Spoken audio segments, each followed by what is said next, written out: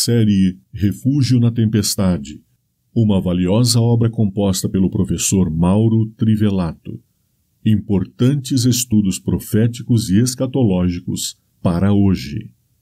Última parte, parte 70.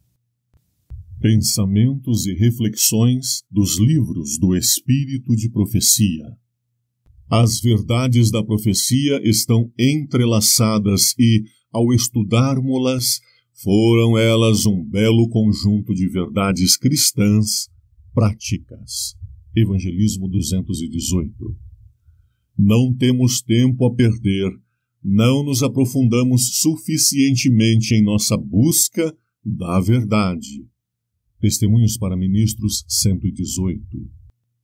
Deve ser apresentada uma mensagem que desperte as igrejas. Todo esforço deve ser envidado para esclarecer não somente o nosso povo, mas o mundo. Nosso próprio povo necessita de que a luz seja colocada diante dele em linhas mais claras. Testemunhos para Ministros 117. Ninguém poderá servir a Deus sem atrair contra si a oposição das hostes das trevas. O Grande Conflito 608. Os que guardam os mandamentos de Deus e têm a fé de Jesus sentirão a ira do dragão e suas hostes. A fé pela qual eu vivo, página 289. Como um laço virá o dia de Deus sobre a terra, sobre todos os que fazem deste mundo sua pátria.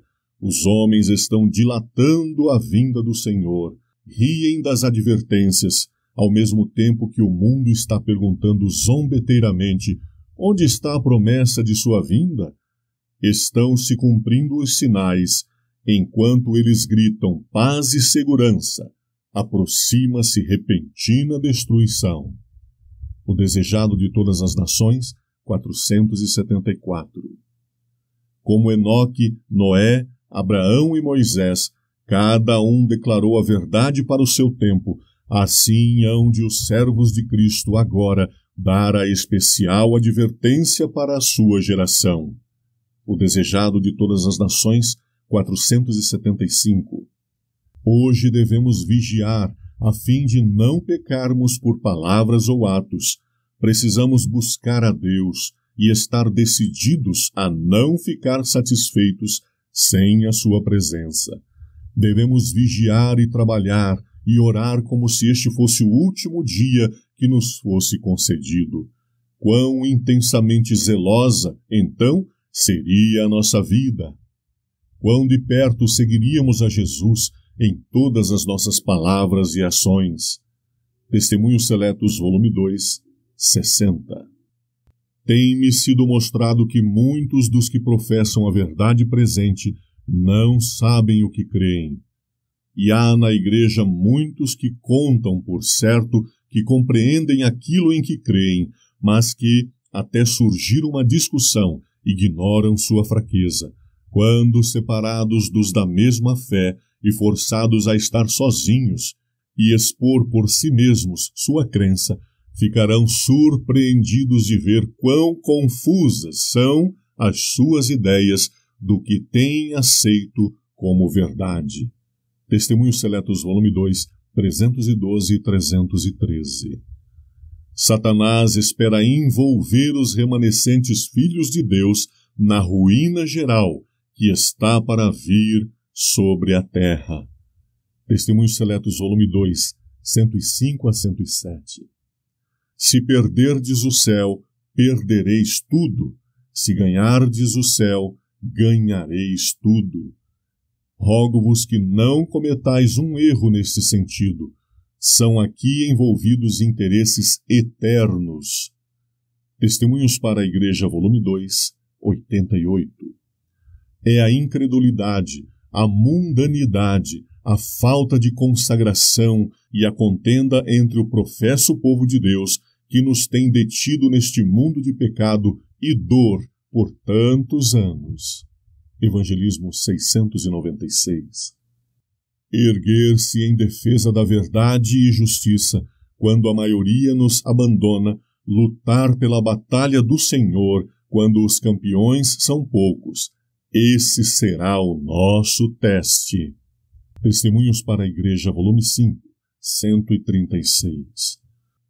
Uma coisa é certa: os adventistas do sétimo dia, que se colocam sob o estandarte de Satanás, abandonarão primeiro sua fé nas advertências e repreensões contidas nos testemunhos do Espírito de Deus. Mensagens Escolhidas, volume 3, 84. Devemos, dia após dia, estudar a Bíblia, diligentemente, ponderando todo o pensamento e comparando passagem com passagem. Com o auxílio divino, devemos formar nossas opiniões por nós mesmos, visto termos de responder por nós mesmos perante Deus. O Grande Conflito, 604. O último engano de Satanás será exatamente anular o testemunho do Espírito de Deus. Não havendo profecia, o povo se corrompe, o povo perece. Provérbios 29, 18. Satanás trabalhará engenhosamente, por diferentes maneiras e por instrumentos diversos, para perturbar a confiança do povo remanescente de Deus no testemunho verdadeiro.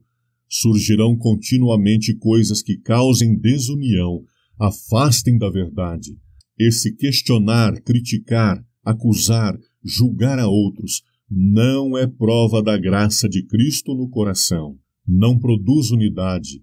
Tal obra tem sido desenvolvida no passado por pessoas que professavam ter maravilhoso esclarecimento quando se achavam afundadas no pecado. Maranata, página 156. Não oramos a metade do que deveríamos, não cremos a metade do que deveríamos. Testemunhos Seletos, volume 3, 193. Deus deseja que confiemos nele e não no homem. Quer que tenhamos um novo coração, ele deseja dar-nos revelações de luz do trono de Deus. Review and Herald, 18 de fevereiro de 1890. A verdade é mais forte que o erro, e o direito prevalecerá sobre a injustiça. Profetas e Reis, 659. Não compreendemos plenamente as lições que ele nos ensina. Testemunhos para Ministros, 113. Sabemos pouca coisa do que está adiante de nós. Review and Herald, 14 de julho de 1903. Antes de aceitar qualquer doutrina ou preceito, devemos pedir em seu apoio um claro "assim diz o Senhor". Satanás se esforça constantemente por atrair a atenção para o homem em lugar de Deus. Induz o povo a olhar para os bispos, pastores, professores de teologia como seus guias, em vez de examinarem as Escrituras a fim de, por si mesmos, aprenderem o seu dever. O Grande Conflito, 601. Cristo previu que a indébita assunção da autoridade a que se entregavam os fariseus e escribas não cessaria com a dispersão dos judeus. Com o olhar profético, viu a exaltação da autoridade humana com o fim de reger a consciência, a qual tem sido para a Igreja uma tão terrível maldição em todos os tempos.